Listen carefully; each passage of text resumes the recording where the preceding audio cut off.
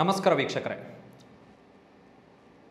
ಚುನಾವಣೆ ಬಳಿಕವೂ ಆಪರೇಷನ್ ಕಮಲ, ಚುನಾವಣೆಗೂ ಮೊದಲು ಆಪರೇಷನ್ ಕಮಲ. ಸೊ ಆಪರೇಷನ್ ಕಮಲಕ್ಕೆ ಗಳಿಗೆ ಸಮಯ ಅಂತಿಲ್ಲ, ಅವಕಾಶಗಳಷ್ಟೇ ಮುಖ್ಯ.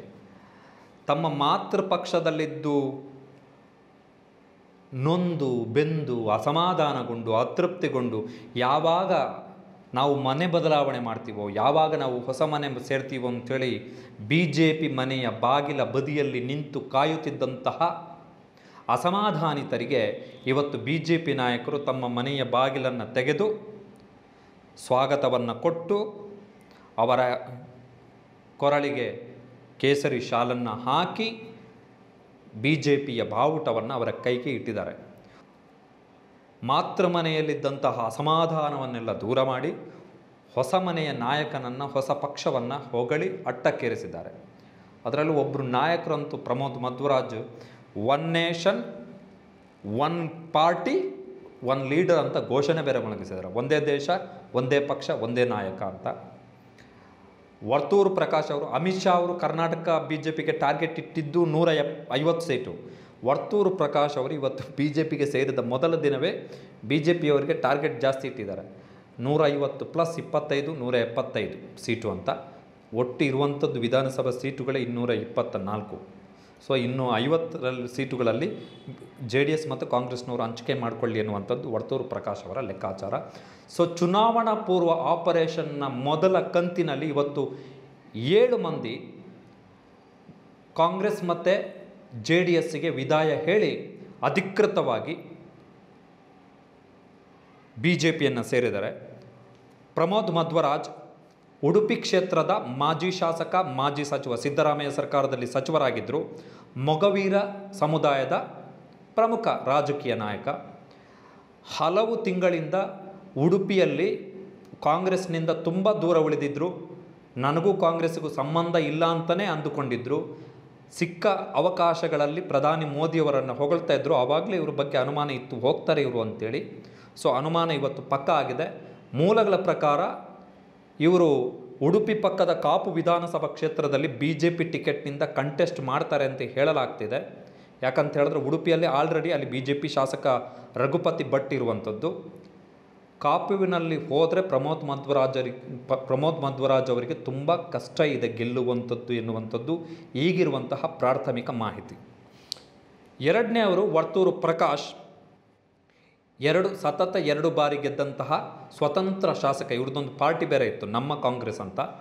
2008ರಲ್ಲಿ ಯಡಿಯೂರಪ್ಪ ಸರ್ಕಾರಕ್ಕೆ ಬಹುಮತ ಸಿಗದೇ ಇದ್ದಂತಹ ಸಂದರ್ಭದಲ್ಲಿ, ಅಂದರೆ 100 ಕ್ರಾಸ್ ಆದ ಬಳಿಕವೂ ಬಹುಮತದ ಕೊರತೆ ಬಂದಂಥ ಸಂದರ್ಭದಲ್ಲಿ ಯಡಿಯೂರಪ್ಪ ಸರ್ಕಾರದ ಕೈ ಹಿಡಿದಿದ್ದು ವರ್ತೂರು ಪ್ರಕಾಶ್ ಅವರು.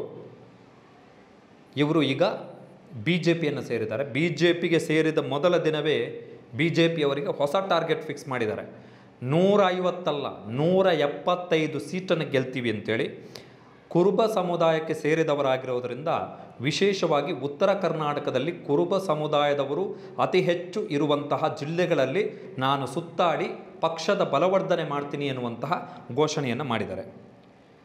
ಡಾಕ್ಟರ್ ಲಕ್ಷ್ಮೀ ಅಶ್ವಿನ್ ಗೌಡ ಒಕ್ಕಲಿಗ ಸಮುದಾಯಕ್ಕೆ ಸೇರಿದಂಥವರು, ಮಂಡ್ಯ ಜಿಲ್ಲೆಯವರು, IRS ಅಧಿಕಾರಿ ಆಗಿದ್ದಂಥವರು.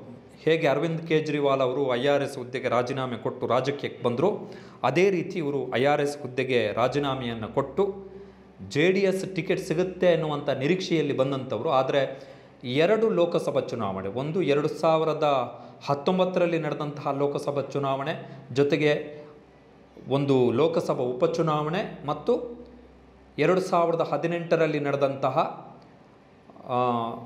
ವಿಧಾನಸಭಾ ಚುನಾವಣೆ. ಈ 3 ಚುನಾವಣೆಯಲ್ಲೂ ಕೂಡ ಇವರಿಗೆ ಟಿಕೆಟ್ ಸಿಗಲ್ಲ. ತುಂಬ ಅಸಮಾಧಾನಗೊಂಡಿದ್ದಾರೆ. ಈಗ ಇವರು ಅಧಿಕೃತವಾಗಿ BJPಗೆ ಸೇರ್ಪಡೆಯಾಗಿದ್ದಾರೆ.